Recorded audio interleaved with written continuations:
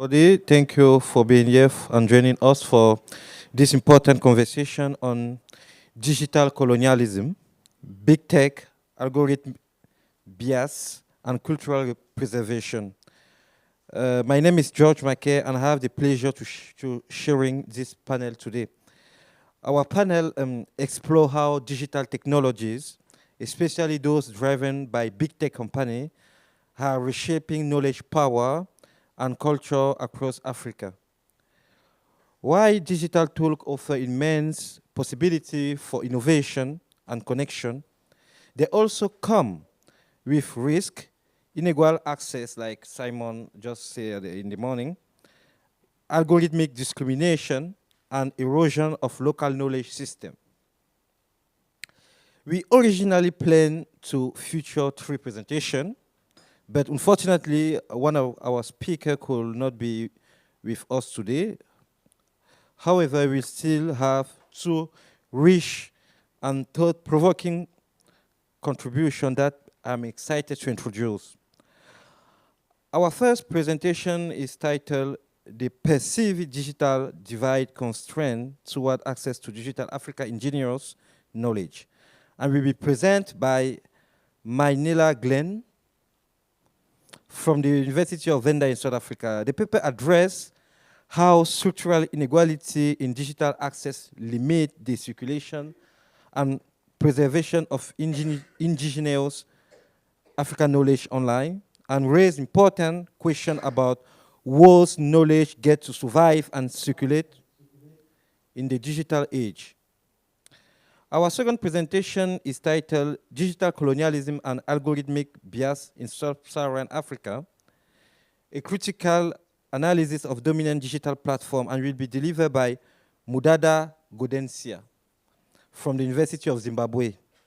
This presentation critically examines how global digital platform reproduce colonial pattern of power through data extraction, bias, algorithm, and limited representation of African context.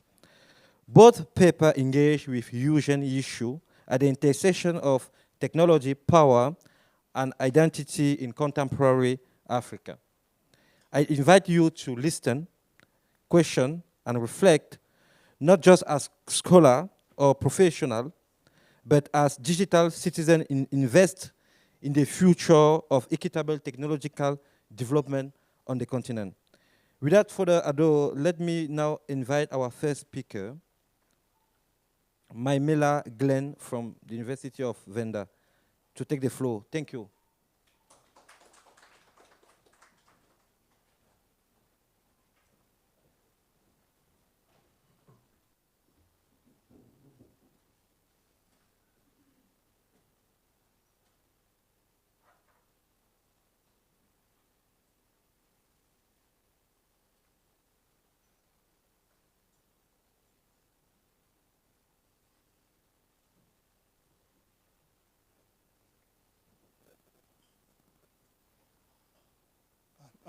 Good day. My name is Maimela Glen from the University of Venda, and I'll be presenting one of my manuscripts that I co-authored with my mentor, Prof. Bonani Nechandama, also from the University of Venda. Our title is The Perceived Digital Divide Constraint Towards Access to Digital African Indigenous Knowledge. And then will be my outline. I'll focus on the introduction, material and methods, results, conclusions, and recommendations. For the introduction, we see that like the indigenous knowledge, it has been existing in African indigenous communities for many years. With such knowledge being part of survival for those indigenous communities. So as part of survival, the knowledge was key in terms of agriculture, health, traditional medicine, socialization, disaster management, and education, and other sectors.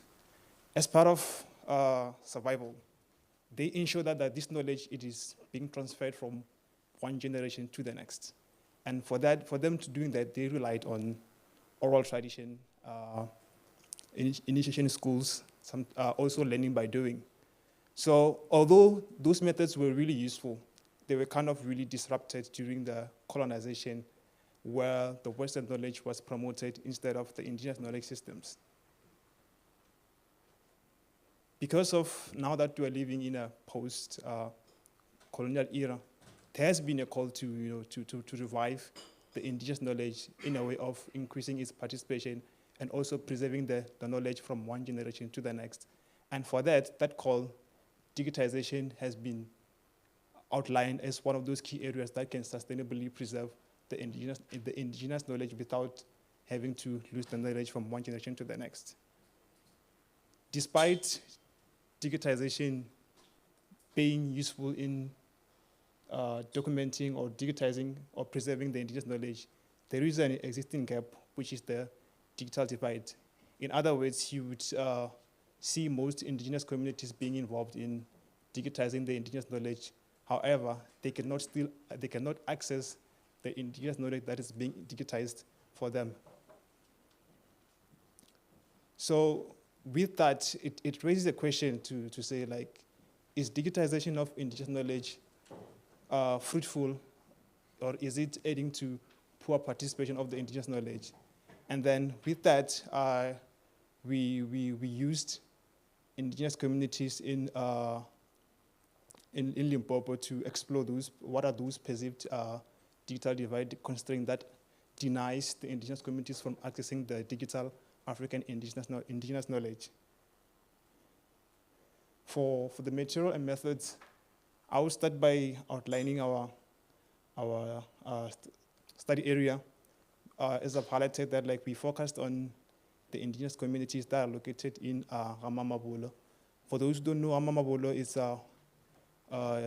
it's a collection of indigenous communities that are found within in the Limpopo province under Capricorn district municipality and also under Polokwane local municipality. Although that there are many indigenous communities in the area, but for the purposes of our study, we chose Mongwaneng, Tune, Mensis, Piscopo, and Tefluop. And then as you can see on the map, the one below is the north of South Africa. That is where the province where the indigenous communities that we used. And then as for the second one in the middle, that is the Capricorn, and then the one on top there is the Polokwane local municipalities. I don't know if you came able to see those colors. Those are the communities that we use for our study. But the reason why we selected those communities, it was because they were closer to each other, which made the data generation to be easy.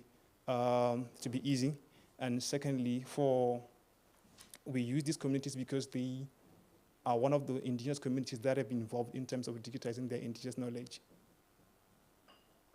For our research approach, we used a qualitative research approach because we wanted to gain an in-depth understanding on terms of, like, what are those digital divide constraints that are not allowing the indigenous communities from accessing the digital African indigenous knowledge. And then for that, we used a participatory action research design. Therefore, the reason for that, like, we wanted to collaborate with the indigenous communities so that, like, we can also discuss in detail and in terms of, like, what are those digital divide constraints, and also what can we do, or what can we learn about those constraints, and then how can we mitigate them.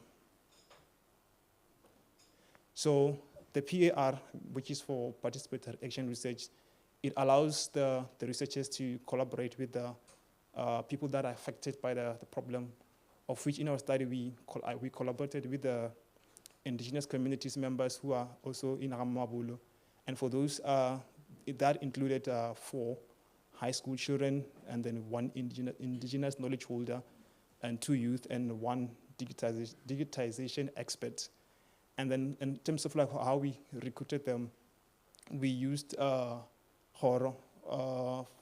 Horo is a traditional court system, but for us, in terms of recruiting, we went there to introduce ourselves about, like, our study to the local chiefs in terms of paying the respect to the indigenous protocols that are there. We were lucky enough to find one of the indigenous knowledge holder who was willing and who was an expert in indigenous knowledge, and then that's how we recruited him.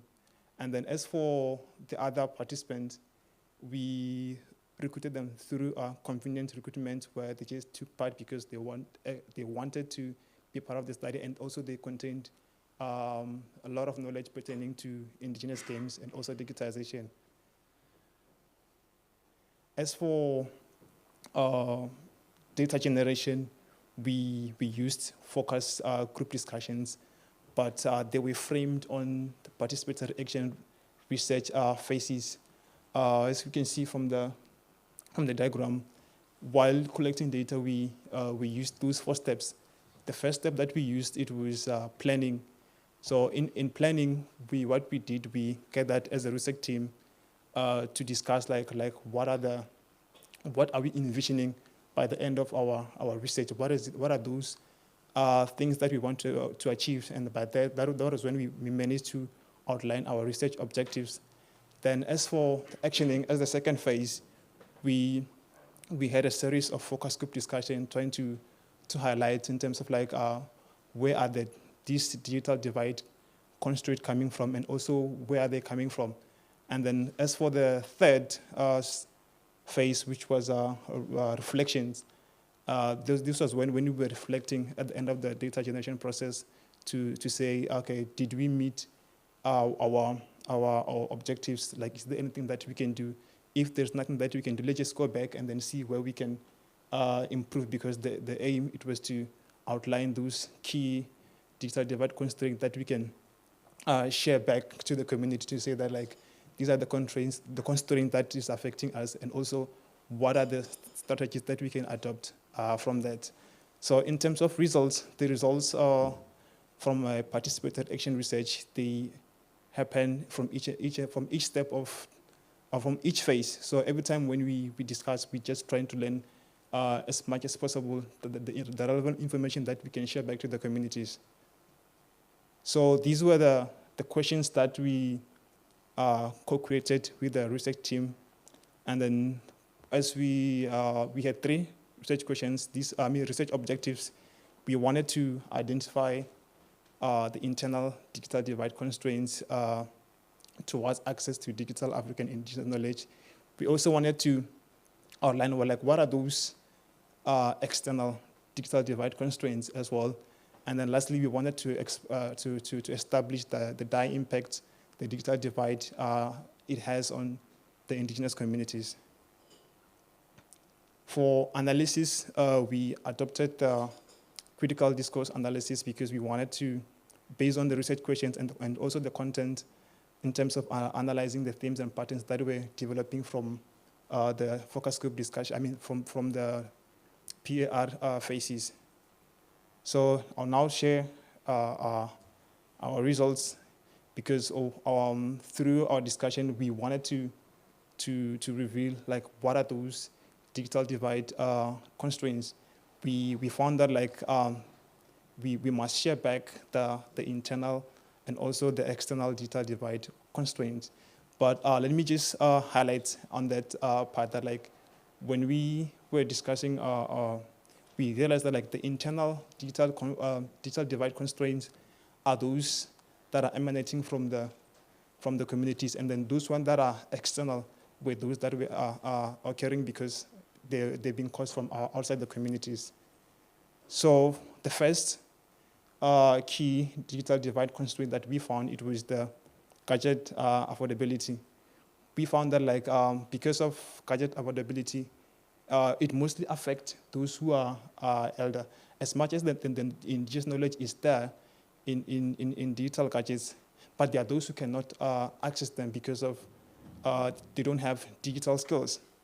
And then we also found that, like, for even those who want to access the digital indigenous knowledge, they cannot access it because the communities are prioritizing the basic needs rather than accessing the digital gadgets. And then while we were at that, we also discovered that, like, because of the economic status of these indigenous communities, it becomes difficult for them to access digital gadgets because they are really concerned about looking for employment. The second internal digital divide that we found, it was the internet access. So it was we found that like for those who do have the access to gadgets, now the problem it was no longer about the gadgets, then it was about internet access. And then for that, we found that like it's because of the high cost of data, because what we found out is that like instead of using the gadgets from accessing digital indigenous knowledge, others would just use their phones only, mainly for calls only, rather than accessing the digital indigenous knowledge. And then we also found that like there are some community, Wi-Fi, which are sponsor shops owned by the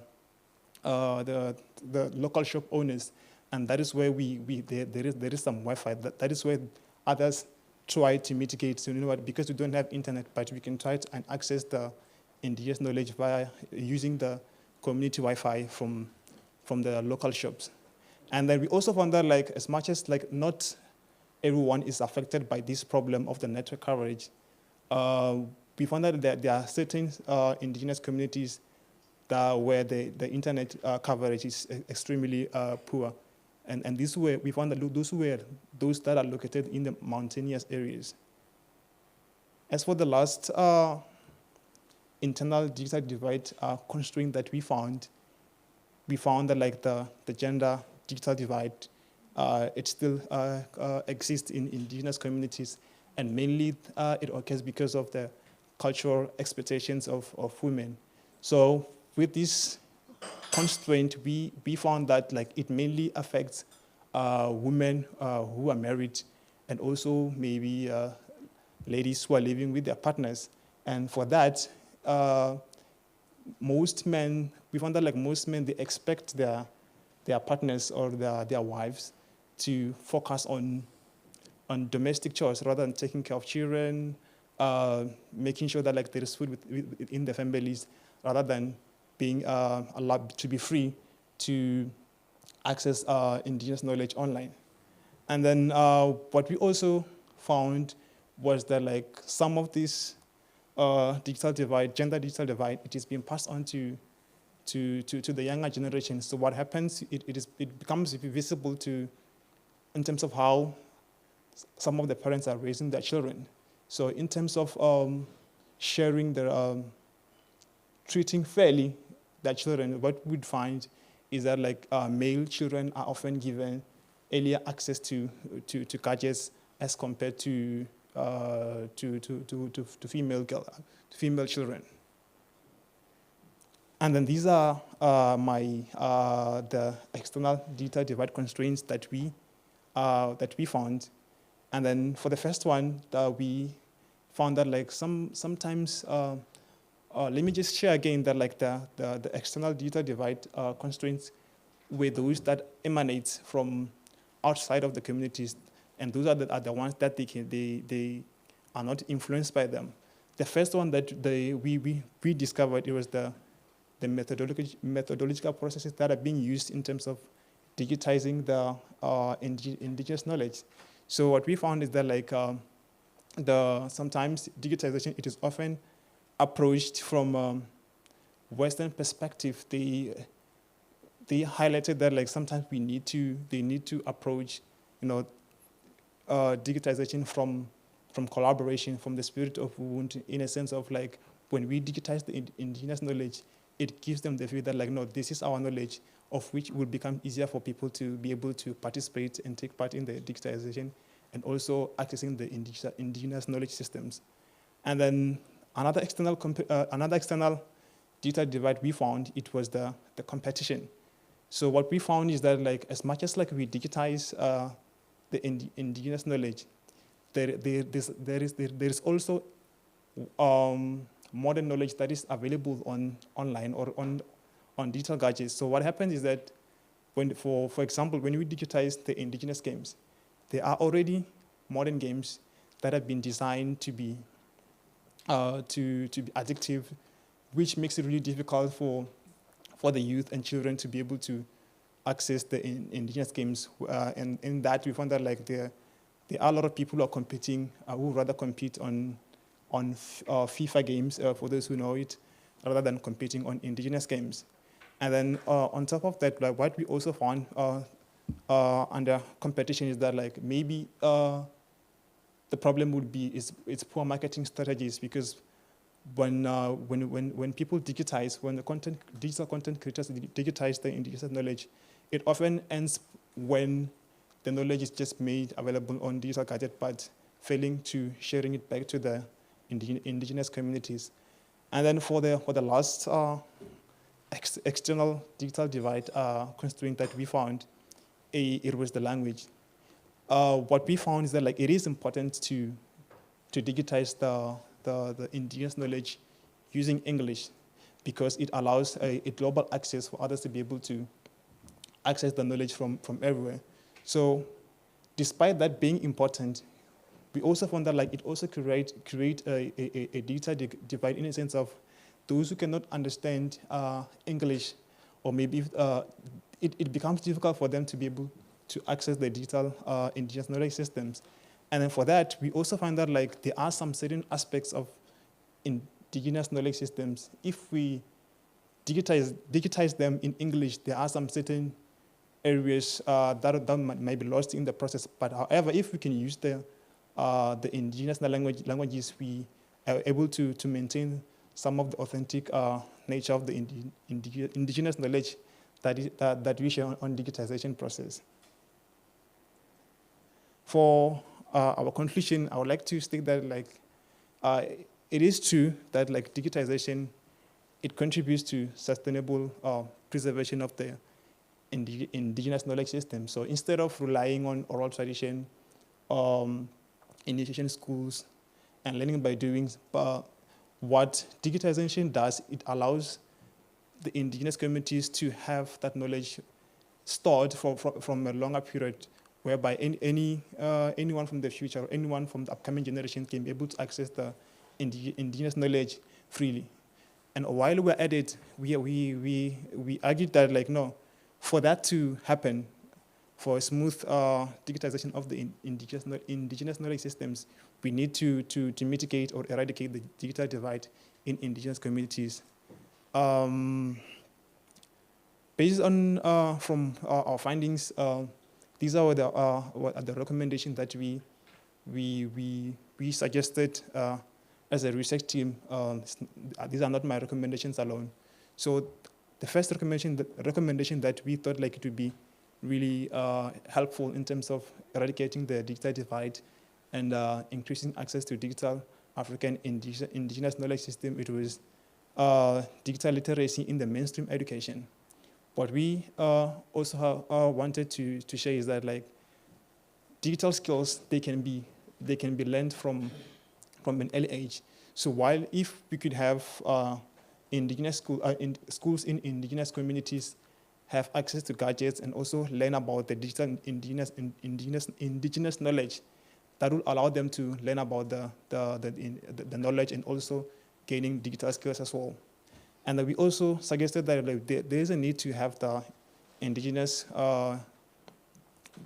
digital library where everyone in the community can be able to access the digital indigenous knowledge, and that should also be made free.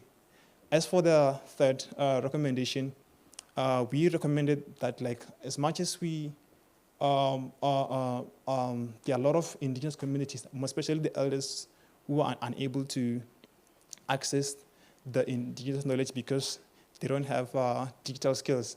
Therefore, maybe there is a need for digital skills training programs that would target those people in terms of teaching them in terms of how can we access the digital indigenous knowledge system, and also how to use the gadgets for accessing the digital African indigenous knowledge.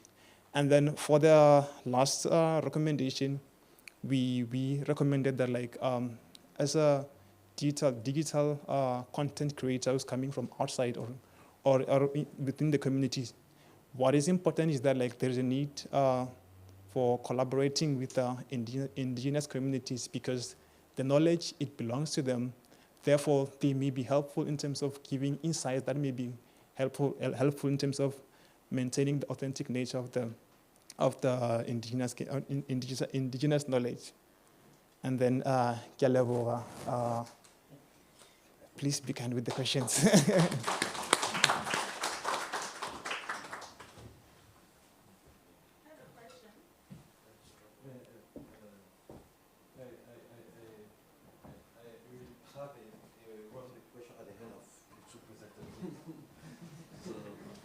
Just write what you want to ask and pay attention to don't forget it. Okay, thank you so much for your wonderful presentation. It is a good topic, the topic of inclusion, and it remembered me this international principle about they leave no one behind. Today, every development project, every digitalizing project done have to make sure that everybody can be on board. So thank you so much. And we will now call or give the floor to the second person, Madame Mudada Gaudencia. Take the floor, please. Thank you so much.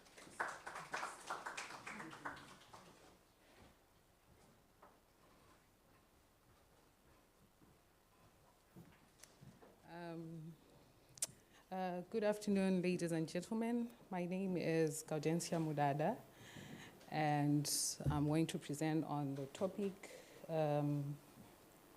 digital colonialism and algorithmic bias in Sub-Saharan Africa, a critical analysis of dominant digital platforms.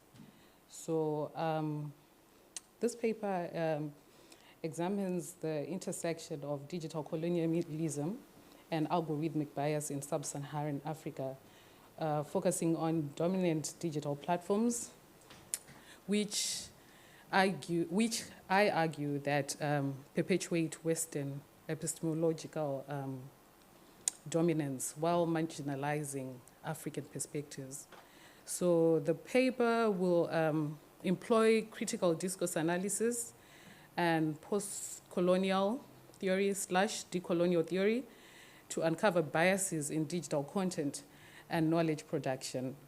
And you'll find that my key findings, before I go to that, I will highlight the importance of decolonizing digital spaces to promote African voices and offer actionable policy recommendations for stakeholders in order to foster a more equitable digital environment. So the key findings will highlight the urgency for digital governance reforms to enhance transparency, accountability, and inclusivity.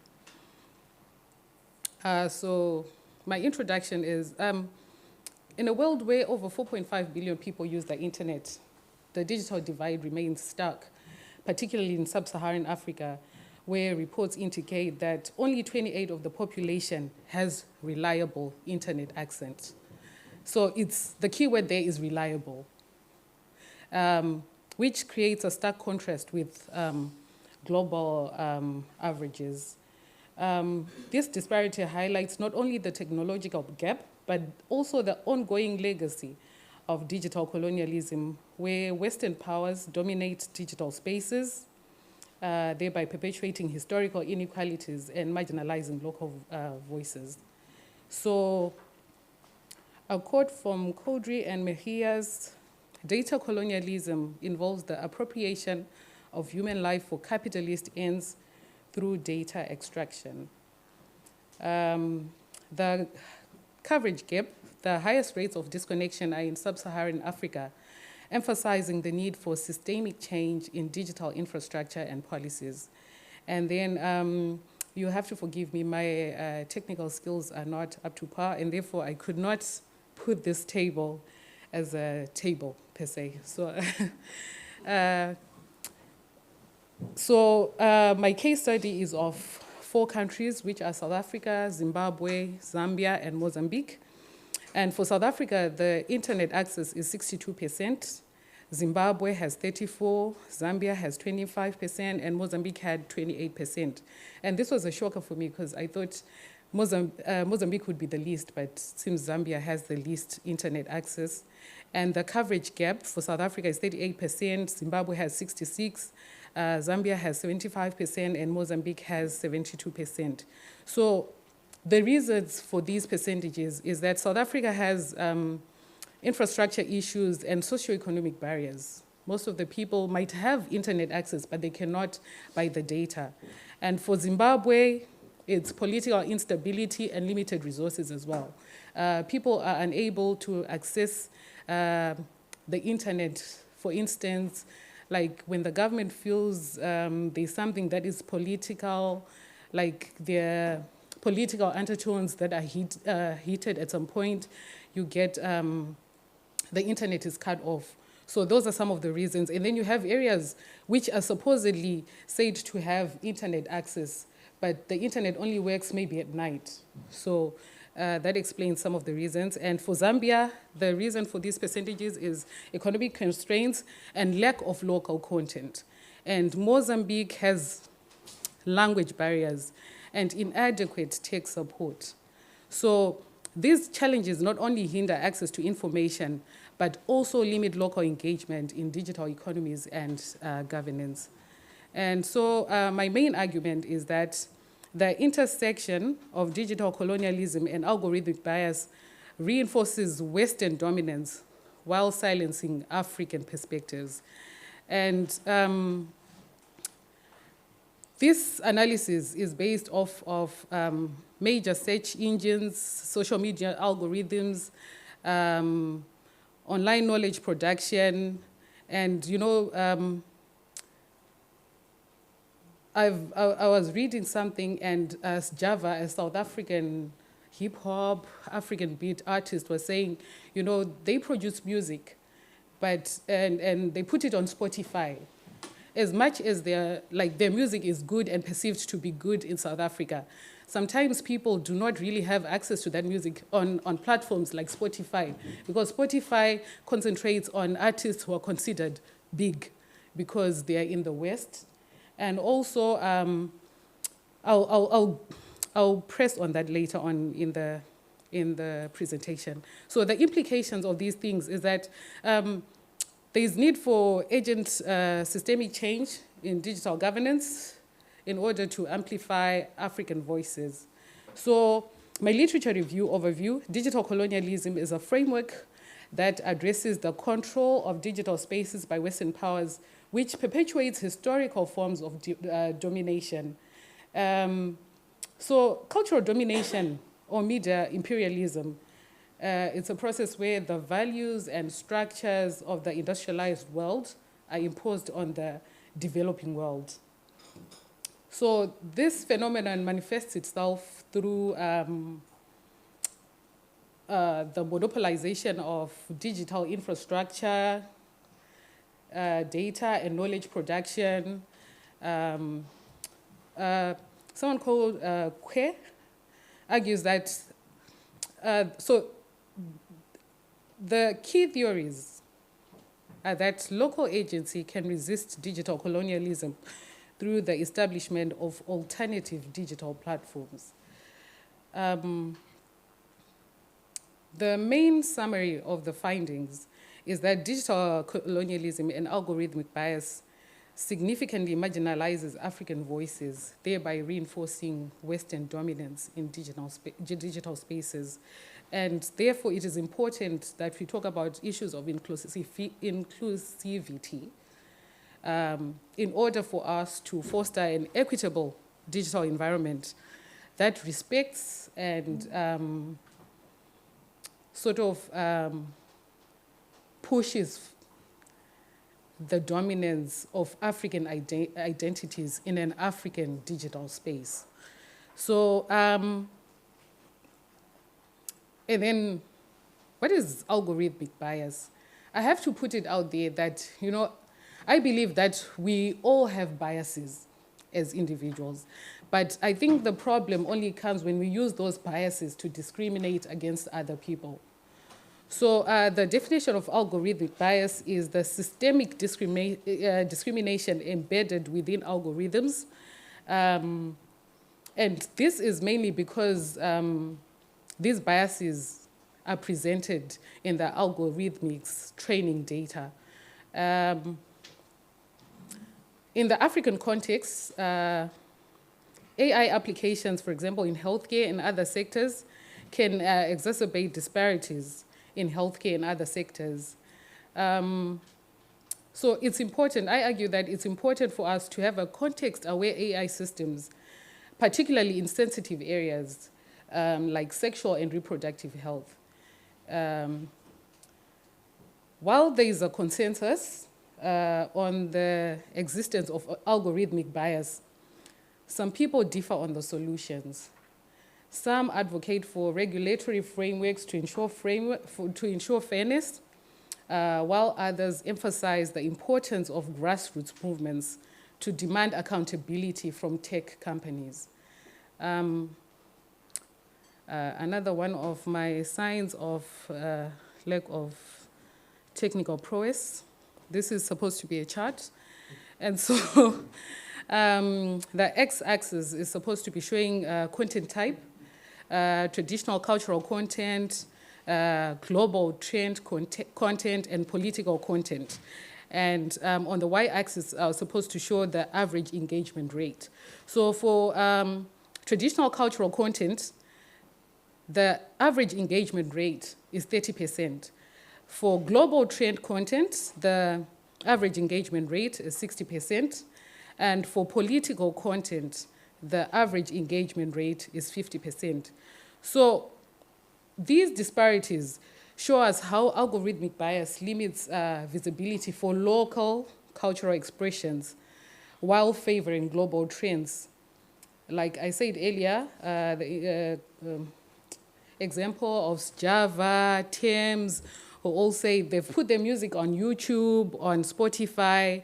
Some people put content on TikTok, but still, they find that their content is not exposed as Western-based content. So what are the cultural implications of this? Erosion of traditional knowledge, dominance of Western narratives in digital spaces, and this can lead to cultural disconnection and loss of heritage. So what are the opportunities for expression? If leveraged effectively, digital tools can serve as spaces for cultural resistance and revitalization, allowing communities to reclaim their narratives. And by cultural revitalization, we're emphasizing the importance of reclaiming and promoting local cultural narratives through technology, which can lead to a sense of identity and empower communities, even in terms of monetary. So for my case studies, in South Africa, the rise of local content creators on platforms like Instagram and TikTok highlights both opportunities and challenges. For instance, local influencer Tando Hopper, she's an albino model and influencer. She says that while these platforms give them a voice, they often favor content that aligns with Western aesthetics standards instead of, accepting that certain standards are not homogenized. Some of these things are cultural. This algorithmic bias not only limits visibility for local creators, but also pressures them to conform to Western standards, thereby diluting their cultural expressions. And then the next case study is Zimbabwe, where social media is used as a crucial tool for organizing political movements.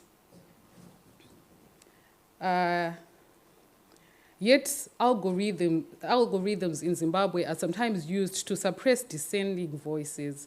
Activist and journalist Hobo Chingono has often, talked about this and said that the algorithms in Zimbabwe are made in such a way that they favor the status quo, and they're always against anyone who says anything against the state. And my last case study is of Zambia and Mozambique, where I say that there's dominance of Western educational materials, which marginalize indigenous knowledge, with less than 10% of online resources produced in local languages, which leads to a cultural disconnect in education. So the comparative analysis is that in both South Africa and Zimbabwe, algorithmic bias manifests in the suppression of local narratives, whether in cultural expressions or political discourse. And then, however, while South Africa's content creators face pressures primarily from market-driven algorithms, in Zimbabwe, the activists contend with a more authoritarian suppression of dissent. And then the educational implications for Zambia and Mozambique highlight the educational disconnect caused by a lack of local language resources, which cause cultural disconnection and limits access to education, which is digitalized. Some of the local initiatives that have been, that people have come up with are Africtivists. There's been advocacy for digital rights and freedom of expression. There's Digify Africa, which is a youth-led organization which gives digital skills and training to young people across various communities. And then there's the Africa Storybook Project, which promotes the creation and sharing of children's stories in various African communities. And the recommendations are training programs, establish workshops and mentorship programs which are focused on digital literacy, collaboration with educational institutions, develop partnerships between tech companies and educational institutions to create curricula that emphasize the digital skills relevant to local culture, because it doesn't help to give digital skills to people when the content is not culture specific. And there's need for support for local content initiators, and if they could be maybe initiatives for funding to encourage digital content that is true reflection of the culture of the society that is represented. And so my conclusion is that digital colonialism and algorithmic bias significantly marginalize African voices, thereby reinforcing Western dominance in digital spaces. And the importance of inclusivity is that it fosters an equitable digital environment that respects and at the same time benefits the African people in their communities. And so hence the emphasis for an agency of systemic changes in digital governance to ensure representation and inclusivity in the digital landscape. Thank you.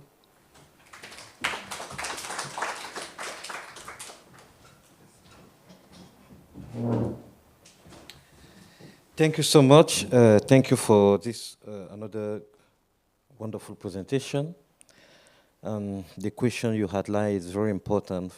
For example, for those who work on a population registration system, we know that they have too much problem up to record people in Africa, for example. And I have a good example on voter register in Cameroon, for example. And the biometric system they use have a lot of problems sometimes to recognize the face of some people in Africa.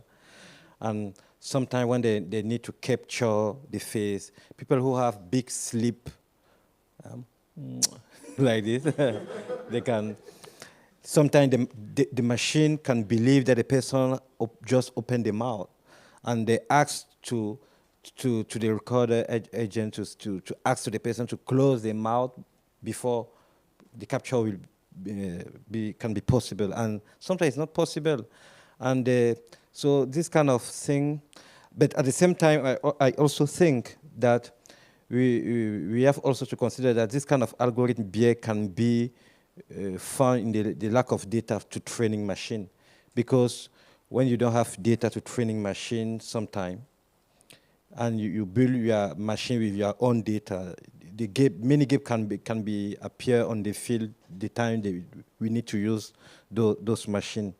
And we started to see, like, for example, Huawei in many places in Africa started to train their facial recognition machine to learn to map different kind of contexts. So thank you so much for your, we will start with the first round of the question. If you can take, okay. You guys first.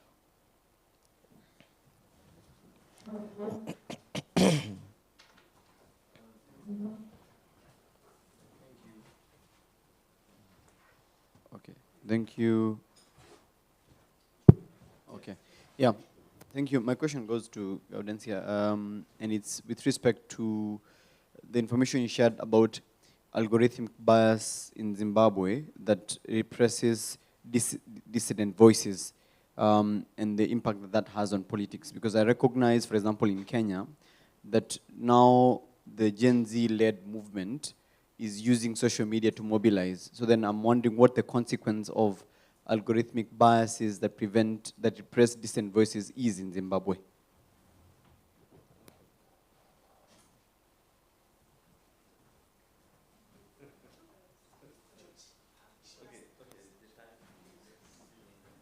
I was the first. Okay, thank you so much, Glen, for your presentation. So, Prof.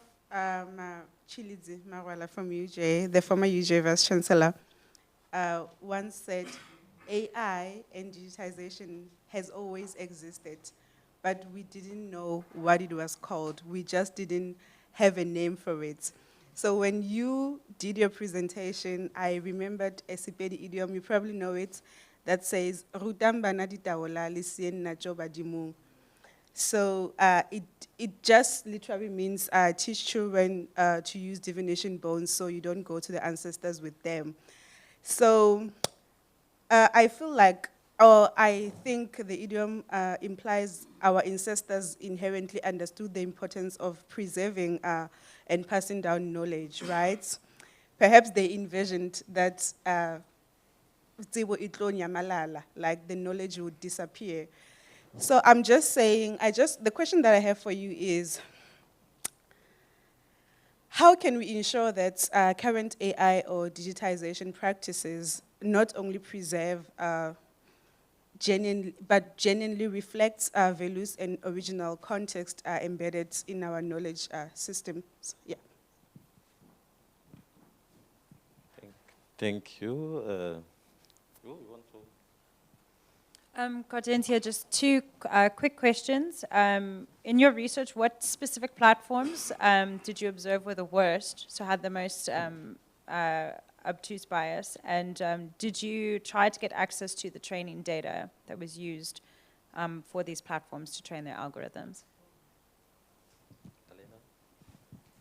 I also have a question about the indigenous knowledge systems and the infrastructure layer. So you were mentioning that one of your recommendations is to build a digital library, but it wasn't clear to me whether this already exists and what kind of processes or infrastructures are in place to curate knowledge, because that's also inevitably about power, right? So what kind of indigenous knowledge is then found useful, or what is collected? Because we already have a lot of initiatives that value indigenous knowledge in disaster management. You were mentioning this yourself.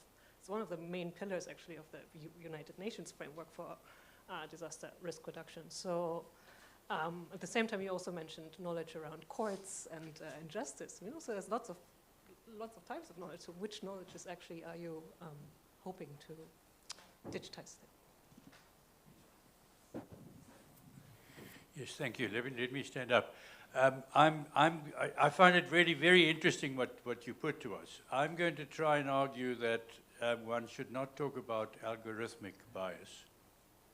One should talk about bias found in the sources of information about, in your case,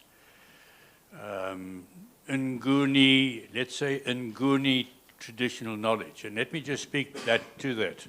I'm a sociologist, I took mathematics. I'm certainly not someone that understands exactly how all of these things work. But as I understand it, if we take ChatGPT, which we all know about here, if you take ChatGPT, it's got a huge base of sources of knowledge, a lot of it in English. So all the algorithm does is to say to ChatGPT, go down there and use mathematical approaches, which I can speak to, but they're not really important, to try and find out how many of these different sources of knowledge about Nguni traditional knowledge there are, put them all together statistically in terms of the most probable outcome, not the best right outcome, the most probable outcome, and give me the answer.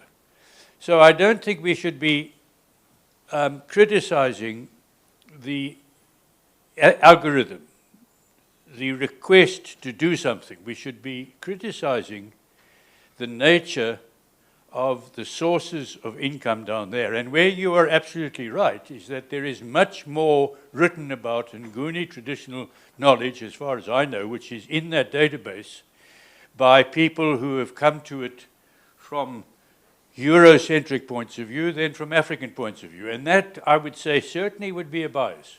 So all I'm trying to say is that I find the idea of an algorithmic bias a term which is not addressing the real bias.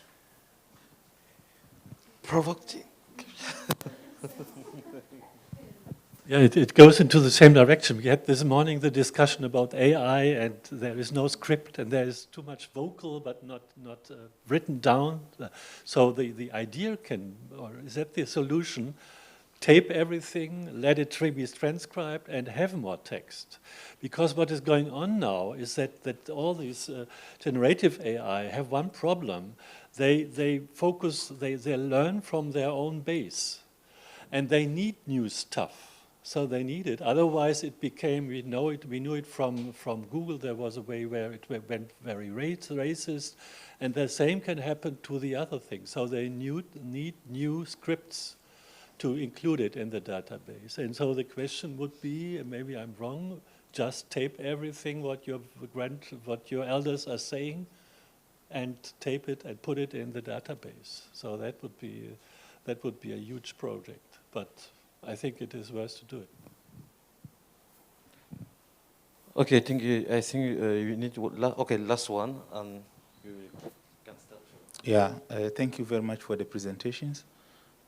Just like he said now, when we talk about digital colonialism, it's like we should also be careful the perspective we are also looking.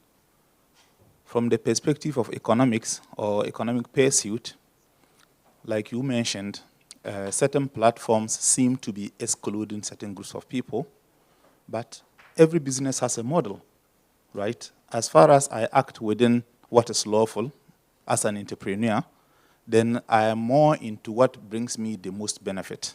So sometimes I see exclusionary tendencies from these meeting points, where someone has an economic motive in doing something, having a focus in a direction, and where we have fair expectation from the other side.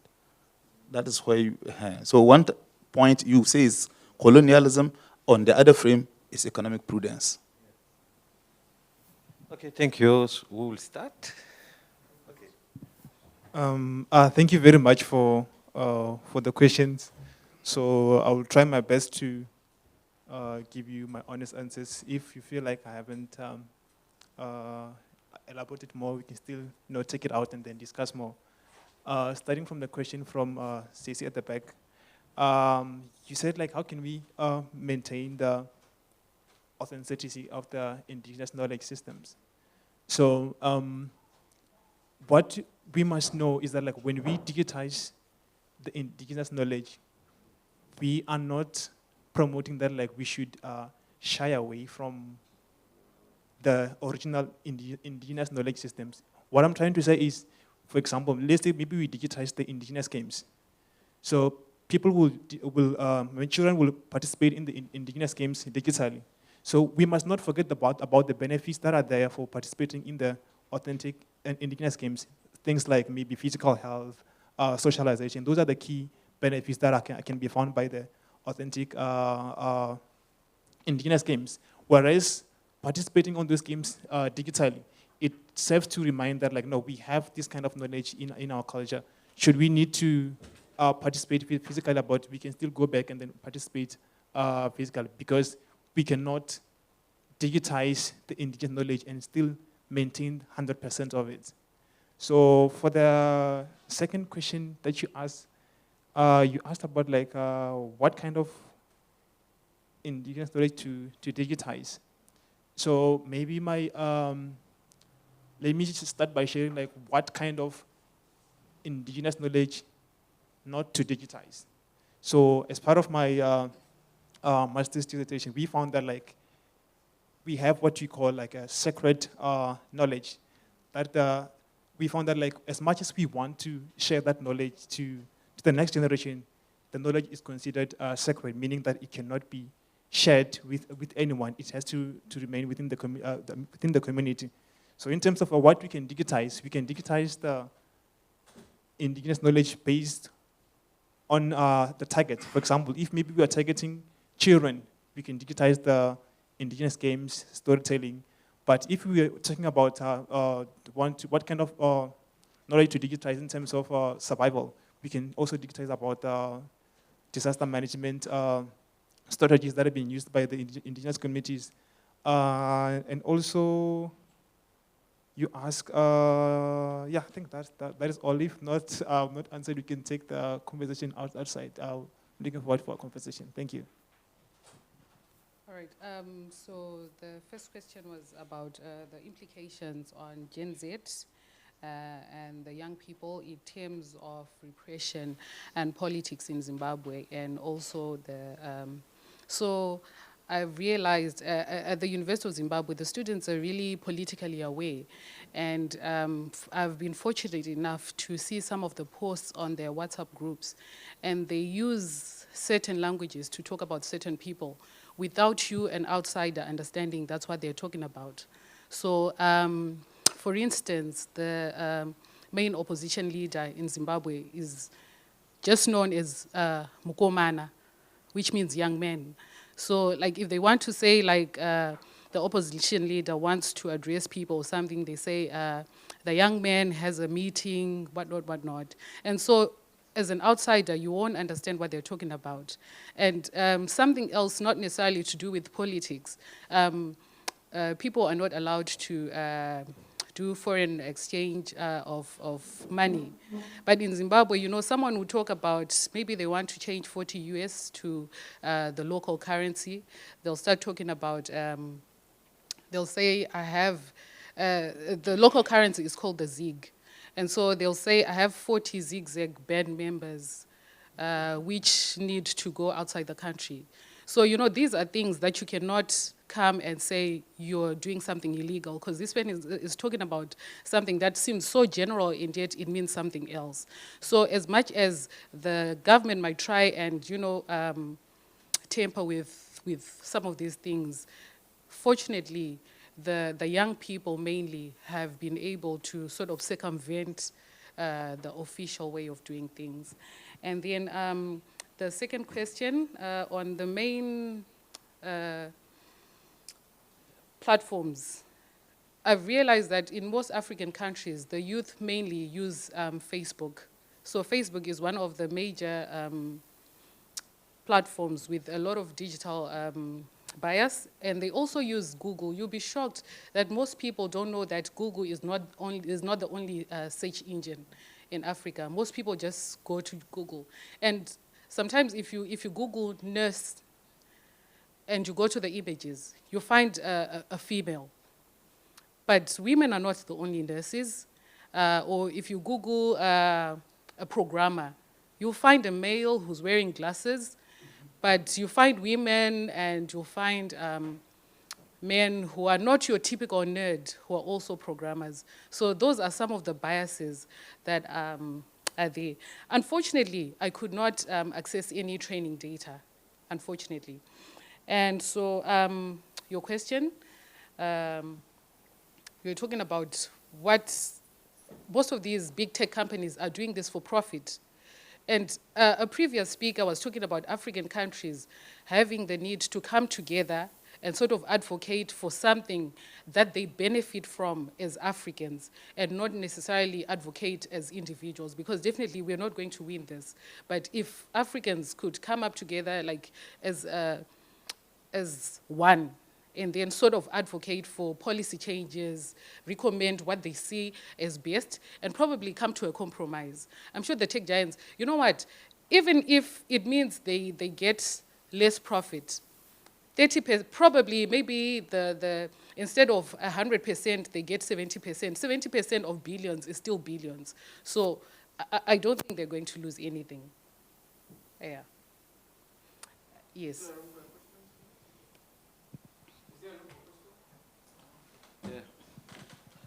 Okay, thank you so much.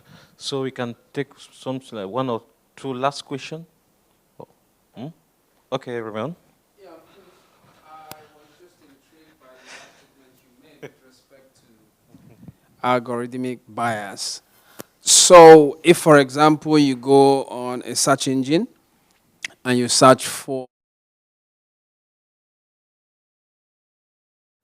and what you see there is a picture of a man who is wearing a spectacle or something, a glass or something.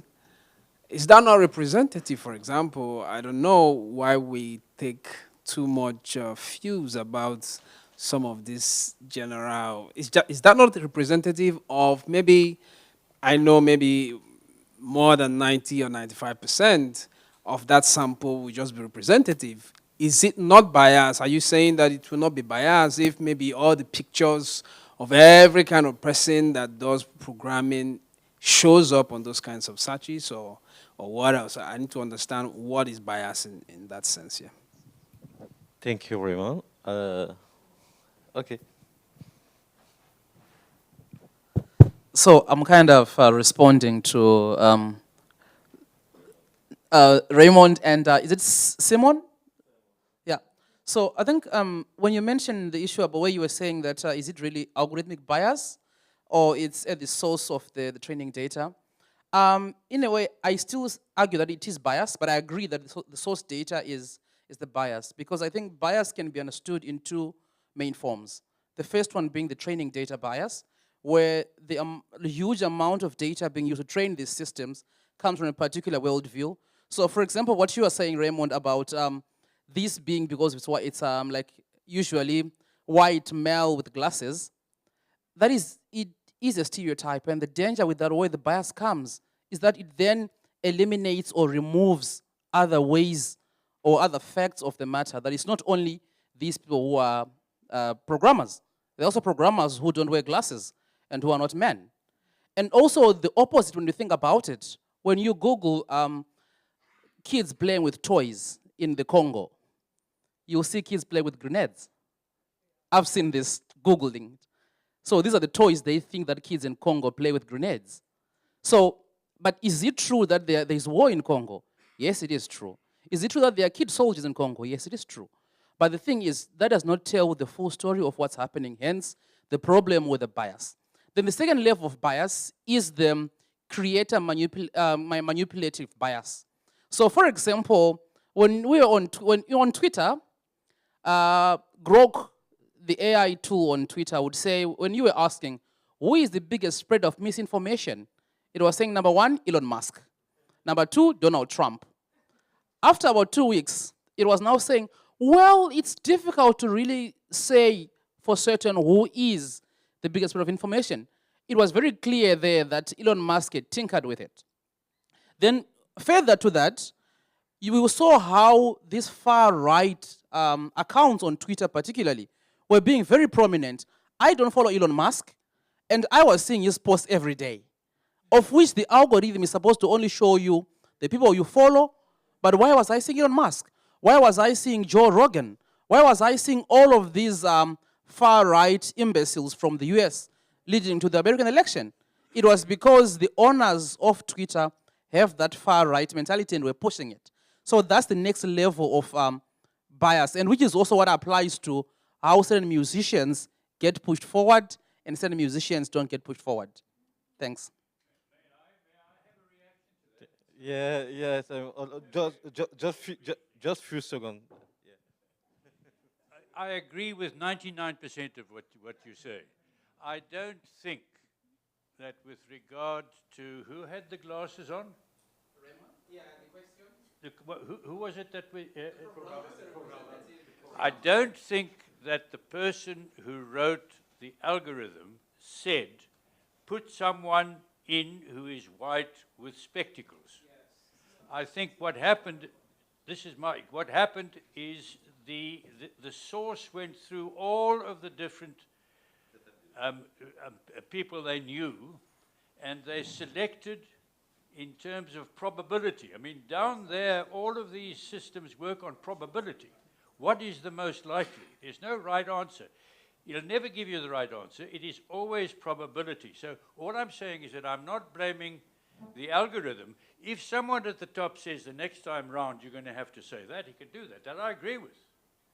But I don't think it is the person who writes the algorithm. That's what I'm trying to say, if it makes a difference. So we disagree strongly. We will continue this discussion on close the wine, the glass of wine. Okay, maybe you have just one minute. Okay, so in terms of the pictures, if I'll tell you, if you Google CEO, you'll find that the picture will give you a male. But at the same time, you'll find that 90% of the CEOs in the world are men. So my argument is, why not put men and women? Because, you know, like most of the kids that are looking, like it has an impact on people who look at this. Because you're thinking, if you're a CEO, you have to be a man.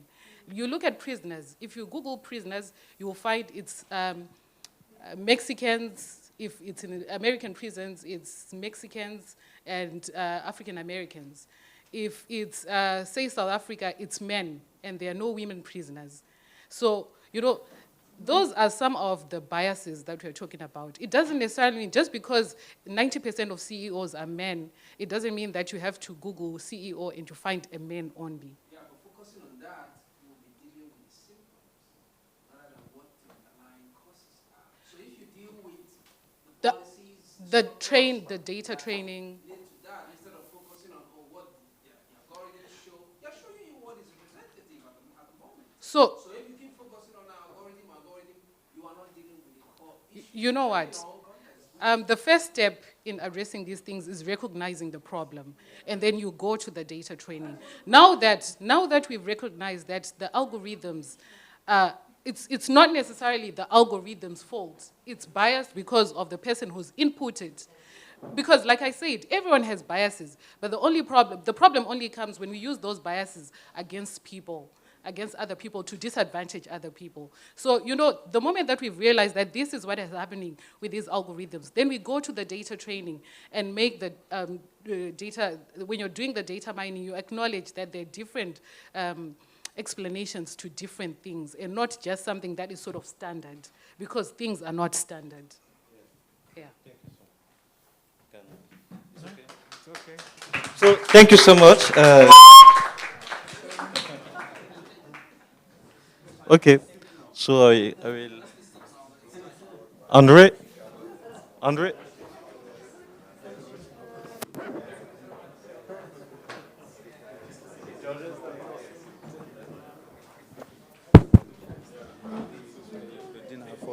You want to make no, okay. Go ahead. And also tomorrow program we start at 9. Yes. And we have the visit for tomorrow. Exactly. Yeah. They can order, but not up more than 350. 350 rand. 350 rand. Yeah. Okay. Including food Including drinks. 350 rand. Okay. Okay, then. Thank you very much, judges. That was great. So just some quick housekeeping. So dinner is at a place called Decameron Restaurant. So it's just 15 minutes walk from here, but it's back towards the guest houses. But you'll find it's in the program, the name, Decameron Restaurant. So dinner will start there at 7. We unfortunately have a budget, so it's 350 rand per person, including food and drinks. But I think that'll still get a meal and a couple of drinks, so yeah. And then, so tomorrow we start again at 9 a.m. and we'll have the morning session, and then we'll have lunch again here. Then after lunch, we'll travel to the data center at Brackenfell. So please tomorrow bring the ID that you have. So for all international guests, it'll be the passport. For South African residents, your South African ID. Yes, because if we don't have ID, we don't get into the data center. So yes. All right, thanks very much, and see you at dinner.